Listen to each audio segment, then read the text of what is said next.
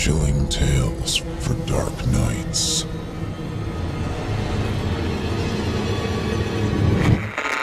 Hey friends, it's me again. You know what's really easy to do and even easier to forget? Help me out and hit that like button if you're listening on YouTube. If you're listening somewhere else, what the hell? Pop in and give me a thumb. Say hi while you're at it. Helps me a ton with that damn algorithm. And besides, it's always nice to see you there. All right then, let's hop on that crazy train. All aboard!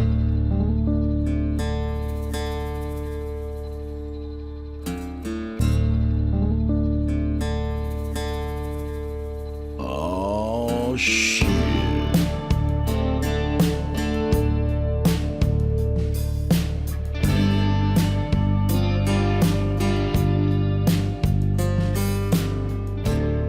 Hey, welcome, friend.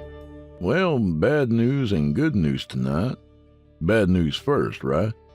Well, turns out that Nigerian royalty money I was expecting isn't going to come through this week. Must have been some kind of clerical error or something. But hey, it's a World Golf Day, which is why Chester here is wearing his black lipstick and nail polish. No, I'm not celebrating this one with you, Chester. That kind of get-up ain't befitting of royalty. Anyway, come on in, friend.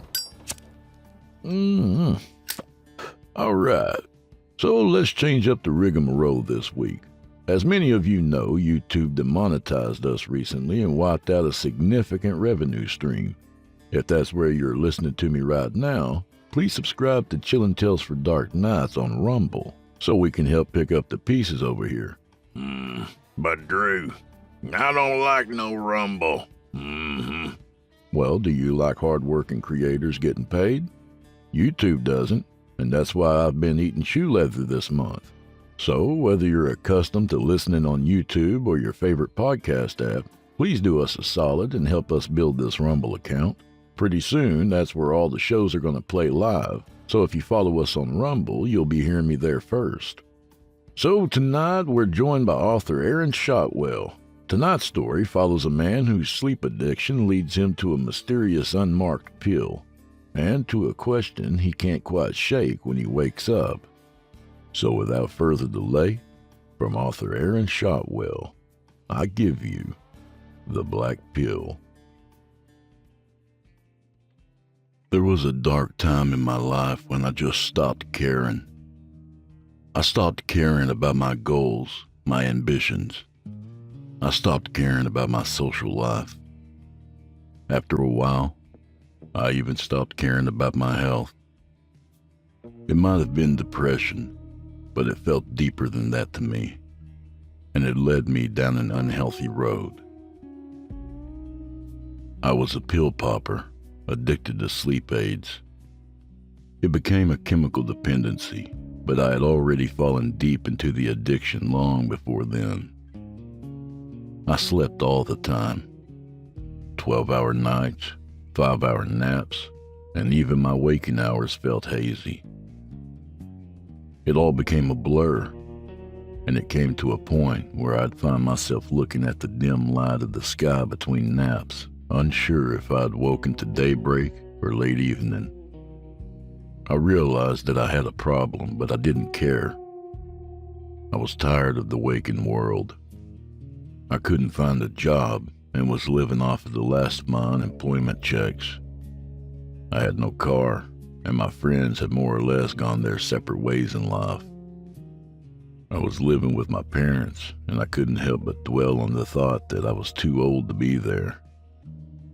Worse still, they knew I was spiraling beyond the point of no return, and they had stopped trying to help me. It was a wonder they even allowed me to live in their house as long as I had. I only ever found peace from the nagging in my own head and the sweet oblivion of sleep, so I did whatever I could to stay there. I took stronger and stronger pills, more and more of each, until they just didn't work like they used to. When the over-the-counter stuff no longer hit the spot, I dove into prescription-strength cocktails and washed them all down with the bottle of Jack Daniels that I kept under my bed like a dirty secret. Then, one brief and drowsy stretch of unpleasant daylight, I found what would be my last fix. I forced myself out of bed long enough for a trip to the drugstore to restock the medicine cabinet. I was a regular face there, and they knew I was an addict, but they also knew it wasn't their place to say anything, or worth their time to bother for that matter. They never spoke a word to me beyond giving the price and asking for an ID, and that's how I preferred it. I usually left with an armful of great variety. I didn't even bother looking at the names anymore, just so long as they had what I needed. Zolpidem, doxepine, trazodone, or whatever else did the trick. There was one box, however, that caught my attention on that particular run. It stood out so sharply that I dropped the other 10 I'd gathered just to pick it up. It was a small box, no larger than a pack of cards, sitting alone on an otherwise empty shelf. It was entirely black. No graphics, no instructions, no warning labels, not even a UPC code. Completely blank except for one word printed in tiny white text in the center of the front face. Time. What did that mean? Time for what? Time for bed, I muttered to myself, snickering at my own less than clever quip. I was intrigued, but not in a clear enough state of mind to contemplate it further, nor apparently to show discretion, because the mysterious box found its way into my pocket long before I stepped up to the checkout counter. I wasn't a thief by nature, but it clearly wasn't a part of their inventory. Whatever it was, I wanted to try it, and I wasn't about to risk confiscation so they could avoid the legal risk of selling it or giving it away. By the time I made it home, I could think of nothing but the black box. I tossed a bag of other goodies to the nearest surface I could find, which might have been the floor. I don't remember. The box had my undivided attention. I only remember sitting on the edge of my bed and staring at it with a fascination uncharacteristic of my mental state, slowly thumbing over its edges for a tab or inward fold. In my absent-mindedness, my nerves jumped slightly when my fingertip grazed a gap and crease, and I slowly pulled the tab loose. I slid from the box a bubble pack with only one cell, containing a single pill, jet black without markings or imprints. If I had a mind to identify it, the pill itself provided no more clues than the enigmatic package in which it came. Truth be told, though, I didn't really care. The fact was that my self-destructive behavior had turned blatantly suicidal. It could have been a multivitamin. It could have been cyanide. I was going to take it regardless, and the possibility of poisoning or death wouldn't deter me. So with a shrug, I pressed the pill from its cell and held it in the palm of my hand. I intended to take it without a second thought, but I hesitated again despite myself. It felt strange in a way that I still can't quite explain. It wasn't any form of pill that I recognized. It didn't feel as hard as a tablet, but it wasn't quite as soft as a gel cap. There was no joining point or powder, so it wasn't a capsule. It also felt heavy. It was no longer than a common 200 milligram ibuprofen, but it had the dense weight of a steel ball bearing. In fact, the longer I held it, the more I could feel it pressing into my palm. Its size never changed, and yet I could feel my muscles straining against the burden. I felt it pulling toward the earth, pulling down and away from me. I had to grasp my forearm with my other hand just to keep it upright, but I summoned all of the strength I could muster and tossed it into my mouth. I took it dry, uncomfortable as it was, and submitted myself to whatever would come next. I told myself that I was just tired, just like always. I was hallucinating. It wasn't that the pill was heavy, it was just that I had no strength left in my limbs. I tried to convince myself, even as I felt the pill slide down my throat and into my gut with a punishing gravity, crushing me to the bed. And with that overwhelming weight, it dragged my mind from the light into a darkness deeper than I'd ever experienced before.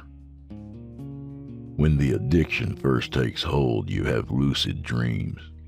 They get stranger, make less sense, but they're there. After a while, though, those dreams become bursts of nonsense and timeless nothingness. Before long, you stop dreaming altogether. You just drift in and out of consciousness in motionless complacency, dead to the world and fine with it. What I experienced after taking that pill did not fit the pattern. I had a sense of clarity that I hadn't felt since long before I picked up the habit, and it was far from timeless. I felt all physical sensation dissolve away, even the glow of light beyond my eyelids, but my mind remained. And yet I could still hear. I could hear the world around me in real time, the whirring of my ceiling fan, the chirp of the birds outside, and our family dog barking at nothing as she often does. I had fallen away from the world, but I retained a small window of wakefulness through that one sense, and I heard time march by without me. In the first 2 days, I figured the pill must have put me into a coma. They say the comatose can often hear the world around them after all. But after hearing no one enter my room to check on me, after no one showed the slightest bit of concern for my absence, I suspected something else. I had no idea what was happening, but I knew I wasn't dreaming. It was as if I had vanished, as if I had ceased to exist except for my disembodied consciousness. Explanations notwithstanding, time pressed on and I listened. In days, I heard the morning silence as my father left for work and my mother slept in, and I heard the evening conversation in sitcoms. In weeks, I heard the coming and going of visitors, and I heard the dogs whining when the house was empty. In months, I heard complaints of bills and drama with family and friends. I heard time pass as I had come to know it. Then, in years, familiar sounds faded into something else, something troubling. I heard fear and distress in the voices beyond my door, quiet apprehension of something yet to come. I heard panicked screams and unrest beyond my walls. I heard explosions both distant and near, wailing and warped car alarms, cracking and shattering, breaking and crumbling, and the roaring of flames. Sounds of destruction, sounds of atrocity, sounds of terror. And then, all at once, silence but for a ghostly whisper of wind. After what I can only guess had been several decades, I finally awoke. With a sharp breath, I opened my eyes to a blurry haze and vertigo. The sensation in my limbs returned with a dull ache, and a sharp pinching at my pressure points against a hard wooden surface. I had awoken in the shallow pit of my waterbed frame, the mattress long since slashed and drained, staring up at my broken and dusty ceiling fan. Slowly and laboriously, I sat up and tried to focus my vision, and my joints felt stiff and frozen with the years I had slept away. As the haze cleared, I took in the sight of a desolate shadow of the world I once knew. All that remained were the broken shambles of my furniture and belongings. My television slumped with a shattered screen atop the pile of splintered boards that used to be my wall unit. My bedside table had been blown by some impact through my closet, and the doors lay in its caved-in wreckage. Even the structure of my bed frame did not survive the disaster. It fell apart under my grip as I tried to climb out, sending me sprawling to the floor with scraped palms atop a coat of stray papers littering the carpet. They crumpled in my grip and under my bare feet as I stood, and I recognized them. They were the torn pages from my book collection. Many lay scattered about and discarded, but most lay in a pile of char and ash left behind from someone's evident attempt at a campfire. Or for all I knew, maybe they just wished to be rid of the words on the pages themselves. Madness had clearly taken the world while I slept after all. I hardly had a moment to come to terms with what I saw before I heard my bedroom door rattle and a harsh breeze whistled from beyond. With great hesitation and a sinking feeling in my stomach, I slowly reached for the knob. The ash upon its surface blackened my hand as the decrepit hinges groaned and crunched in protest, and I opened the door to reveal still more devastation. A dry gust of air passed over my skin as I took my first step beyond that threshold and into the ruins of what had once been my home. The hallway had collapsed in a mound of plaster and shattered drywall, impassable except for the living room to my right, or rather, what was left of it. Several of the walls had been all but destroyed, laying in piles of rubble scattered about the scarce patches of dead grass that was once our front lawn. I could see the houses across the street, and our neighbors had fared no better. Even those homes of proud and orderly owners had been reduced to silent tombs. Words escaped me. I could barely breathe.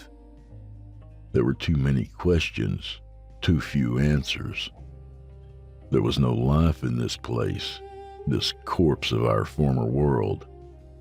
I had not taken more than a few steps there, and I already felt that mine was the only consciousness left. I could only stare in awe at the aftermath of an unknown cataclysm, marvel in the dreaded hopelessness of it all. It consumed me. It took me a few minutes before I gathered the will to move again. Ash and dust exhumed like a forlorn sigh from the carpet with my every step, and I stopped a few more paces in. My father's impressive entertainment center sat upon the teetering surface of its broken stand, the LCD screen cracked and bleeding, and its housing weakly holding together with a few bolts and screws. My mother's bell collection had mostly fallen to ceramic shards and powder upon their warped shelves. The kitchen stove and refrigerator lay overturned upon fractured tiling, and all of the area rugs had either been burned or torn, mostly both. The only structure still standing with its original integrity was the dining room table, and upon it sat a familiar object that struck my heart with pain and longing, a decorative glass chess set with a game in progress, covered in cobwebs and that same coat of ash. Chess was sacred to me. It was a pastime my father and I shared, and an experience over which we bonded throughout my childhood. It was the source of many of my fondest memories. Clubs, statewide tournaments, time on the road, and finally feeling like one of the grown-ups. Skill on the board knew no age. The moment I saw it, I missed my dad, and I missed the world I slept away. Then, just as I went to touch one of the pieces, I heard a raspy voice over my shoulder. It's my son's move. With a startled jump, I quickly turned to face the sound. There, seated in the recliners as always, were the withered ghosts of what had once been my parents. I said that mine was the only consciousness that I could feel, and the image before me didn't change that fact. As they were, they might as well have been a part of the mangled furniture. They had once been relatively heavy people, and had since been reduced, almost literally, to skin and bones. They had turned paler than I'd ever seen any living thing.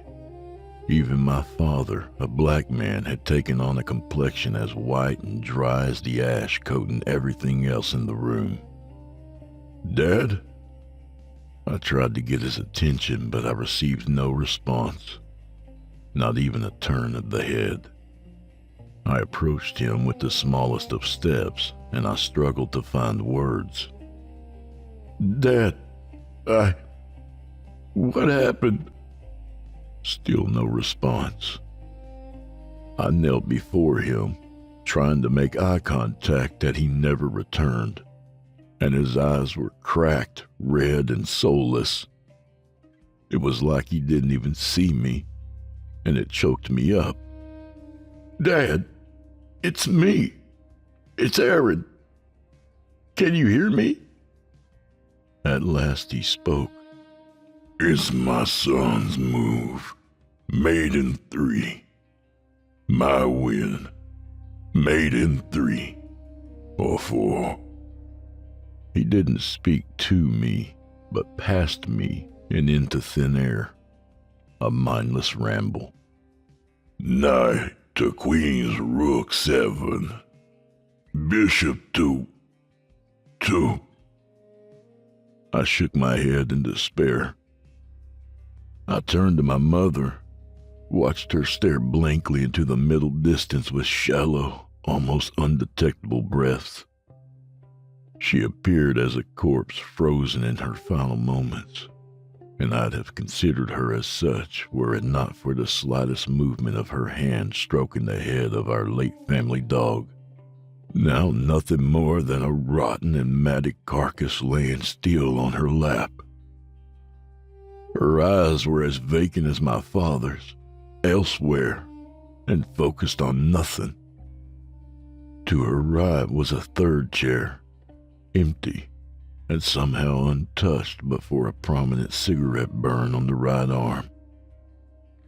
It was my chair, the chair in which I would have sat when the disaster struck, the chair in which I should have sat now, thin, pale, and absent of mind like my parents. But I slept time away, and some horror I would never know took them without me. I had abandoned them, just like I had emotionally abandoned them before all of this took place. I was crushed. It was all just too much to take, and I felt like collapsing to the floor in a fit of tears, but I didn't have the chance. Before I could even let the feeling sink in, I was jarred to my very core by the most horrific, teeth-rattling sound I'd ever heard in my life. It's difficult to describe, almost like an air raid siren lowered to the thunder and bellow of some colossal beast. I knelt and clutched my head in agony, my palms pressed firmly against my ears in a desperate attempt to block out the noise before it ruptured my skull. It shook the house at the remainder of its foundations, but my parents sat right where they were, seemingly unaffected, at least at first. When the sound faded off, leaving me with ringing ears and nauseous dizziness, I watched my father stand from his chair, although stand isn't really the correct word. It was more that something unseen jerked him up from the chair by his shoulders like a marionette, clattering against gravity, head lolling, back arching and joints loose and wavering. He stood shakily on barely functioning legs, completely unaware of himself, and shambled for the door at the beckoning of that horrible call. My mother never moved an inch, never so much as spared him a glance. And all the while, he never stopped rambling to himself about the game that he would never finish. Maiden 3. I followed him as he wandered into the street, yelling after him to no avail. I stood in front of him several times trying to block his path, but he simply walked around me. He looked past me with eyes focused on a single point in the distance, and he continued to mumble to himself. Maiden 3. Knight to Queen's Rook 7. I wanted to hold him in place, to hug him tightly and never let go. But I refrained from touching him in fear that his fragile form might collapse into dust. I couldn't stop him, so I followed him. I don't know why. I suppose I just wanted to protect him from whatever harm was sure to come. He may have been an empty shell, maybe not even my father anymore, but I still loved him. For the first few blocks, I couldn't see where he was going, but his path was a straight shot without any regard for the former rules of the road that for me were still so deeply ingrained. No need to use crosswalks or look both ways since speeding vehicles were clearly no longer a hazard, and even if they were, he was too lost in his days to care for his own safety. The farther we walked, the more horrific the destruction appeared. Rusted and severely dented cars with shattered windshields, some missing doors, buildings falling to piles of bricks, upturned pavement and broken signs, wayward papers and garbage blowing in the wind, leaning street lamps, dangling stoplights, and snapped over power lines without a single spark of electricity. Utter ruin as far as the eye could see, nothing left whole. But I noticed something far more telling.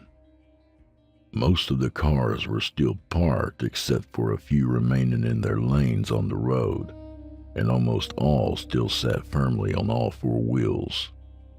I could see no signs of riots or looting, no police barricades, no military presence. Like my parents in their chairs, everything stood where one would expect to find it on any uneventful day. There were a few overturned garbage cans here and there, and some remnants of bonfires, but few and far between. Regardless of the prolonged sounds of horror I heard in my sleep, whatever happened seemed to have happened in a flash, a matter of minutes or seconds to reduce the world to that pitiful state. I'd assumed that there must have been very few survivors, and even most of them had likely perished shortly after. But that thought didn't last. We weren't alone for long. As we stepped onto one of the main streets, a great many shambling husks of former people joined us, all as alien as my father. They emerged from neighboring alleyways, crawled from within ruined cars, and wandered from the few remaining structures still sound enough to house them. All of them mindlessly hobbled toward the same point on the horizon, a point that I could now clearly see down a stretch of empty road. Suspended in midair at a considerable height, a massive black bell-shaped edifice loomed over a great fissure in the earth in the slowly nearing distance. From that fissure roared a tower of intense fire, and the smoke rose and vanished into the bell's vast hollow. The tower and bell reflected no light, even that of the flames licking the air beneath it, and it almost appeared as a gaping hole in the sky. Yet I could see brief glimpses of something akin to starlight in the depths of its darkness, something rhythmic and mechanical, something designed. As we pressed slowly onward, we were joined by even more hobbling shells of former people. packing ever closer as we neared the bell like a parade of the living dead. I looked around me, and I noticed familiar faces among them, mumbling and groaning like the rest. My younger brother Adam silently walked hand in hand with my 7-year-old niece Charlotte, and she wheezed as though struck with a bout of asthma.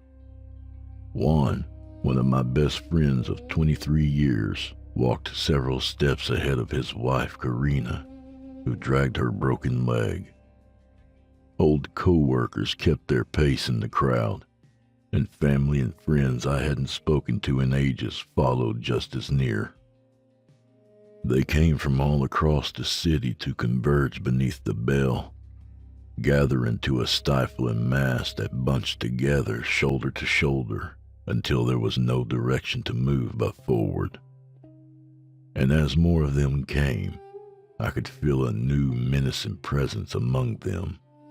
It somehow managed to weave in and out of the crowd, though unlike the walking husks I had seen so far, this presence was watchful and very much aware, shepherding and guiding the lost souls around me. They drifted by in small groups, perhaps more than I perceived, perhaps fewer. They only appeared for fleeting moments at the farthest corners of my vision, vaguely humanoid shadows that retreated from direct sight much like floaters in the eye. They defied clear identification, and they came in all sizes, from impossibly diminutive gnomes to imposing giants, but each as elusive as the last. Whatever they weren't human, and they meant us harm. I don't know how I knew, but I was sure they were the ones who destroyed our world. We marched ever nearer to the bell in the sky, and the dark things began to take a particular interest in me. They could tell that I still retained whatever spiritual essence they had since torn from everyone else. They appeared more directly to me, briefly but plainly. I could see their inhuman faces, and some wore expressions of what might have been confusion. Some were obviously grinning. I could hear their voices. No speech that I could recognize, but meaningless grunts, and at times I thought I heard laughter. I fascinated them, but they never attacked me. In fact, they hardly even approached me. They watched me from a distance, as if anticipating some reaction to whatever horror I steadily approached alongside the rest of the cattle. Soon as we took our final steps toward the bell, I understood their sadistic fascination. With the cruelty of morally underdeveloped children, they were watching an ant skitter about beneath a magnifying glass as it fled from the scorching light. I had unconsciously expected the gathering to come to a halt just short of the fire pit and await whatever had called them, but they didn't. They walked willingly into the flames like lemons, snuffing out their own lives without hesitation at the horrible call of the keepers of the Black Bell. They came in turns, came on command to their mass execution. And now the crowd had grown so thick and tightly packed that I could not run to save myself. They marched toward the flames despite me, and each step they took forced me closer to sharing their fate. I was less than 50 feet away now. The raging heat relentlessly lashed at my face until my skin felt as though it would melt away. I cried out to my loved ones in the crowd, begged them to stop, to turn around and flee to safety. But still they continued to march. Each body hurled into the fire vaporized in an instant, each releasing an explosive stench of burnt hair and flesh, and their ashes rose obediently into the compelling hollow of the bell. The dense cloud of the burning dead stung my eyes and fogged them with blackness. The crackling roar of the flames grew ferocious, and the laughter of the dark beings grew louder in my ears and in my head with every passing second. I closed my eyes only for a moment before I found myself in the next row of sacrifices to the bell in the sky. And my father took his final meandering steps into the burning pit.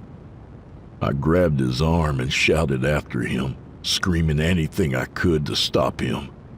I told him I loved him, begged him not to leave me, told him I was sorry for what I had become, sorry that I abandoned him, Mom, and everyone else. But it was too late. His arm slid from my grip, and even as he tumbled into the flames, he never once stopped mumbling his certainty of a victory that would never come. Knight to Queen's Rook 7, mate in 3. I screamed in horror and anguish as he vanished in a white flare, and his ashes followed the rest into the gaping hollow of the bell. Then, against my stubborn resistance, against my wails of terrified protest, my turn came next. The last thing I saw was the horde of dark things watching me from the other side, chuckling with satisfaction as the crowd at my back shoved me into the pit. And with a white-hot flash, my mind fell into the darkness of sleep once more. Of course, I lived to tell this tale. I awoke moments later in my bed, in my still-standing house, and to the sound of my family talking and laughing in the next room. I never took another pill after that, not so much as a harmless vitamin tablet. It might be a disappointment to any horror enthusiasts, hearing that it was all a dream after all, but I'm still not sure of that. Regardless, whether it was a nightmare or not, I felt that I had been given a second chance, and I did not waste it. It was time to get my life back on track. I doubled my efforts to find a job, and I moved out of that house a few weeks later. I forced myself into the outside world, reconnected with old friends, even managed to prove my cynicism wrong and find myself a girlfriend. After pressuring him for a while, I convinced my father to start playing in chess tournaments with me again, and we've never been closer. I learned a much-needed lesson that day, and my life has turned around for the better. Still, the dream continues to haunt me, and the fear has never left me. I'm still paranoid at times. I still hear the maddening chuckle of the dark things in the night, and I'm terrified of open flames. Condemned buildings and wrecked cars send my mind reeling with memories of the wasteland I saw. Most of all, one haunting observation ceaselessly torments me these days. You see, when I had that dream, there was only one recliner in our living room, my father's chair. My mother and I usually sat on a small couch. However, when I visited my parents not long ago, I found that they had replaced the couch with 2 more recliners. The empty chair, my chair, matches the room perfectly, except for one imperfection: a familiar cigarette burn on its right arm.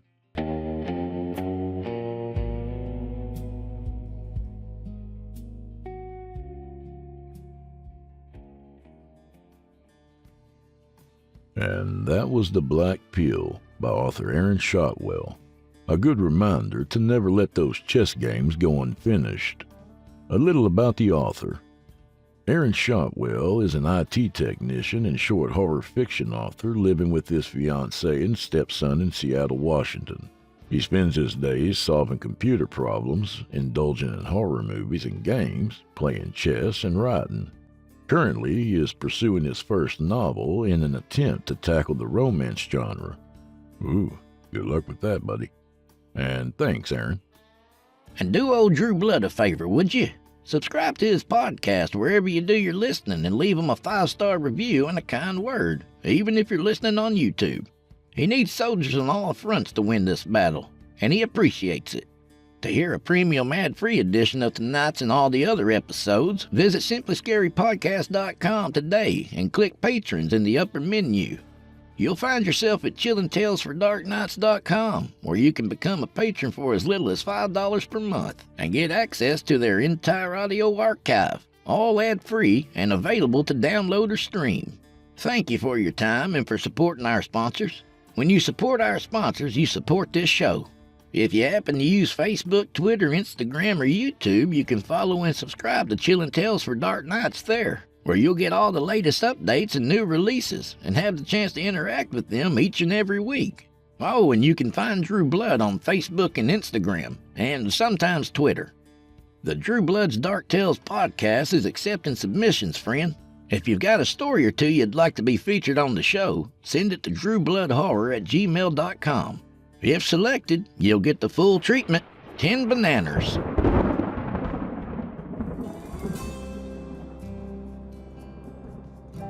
Well, I'm afraid this is where we part ways, at least till next week. So grab a drink for the road, friend. A little late for the patron area rigmarole today, but becoming a patron helps us out too.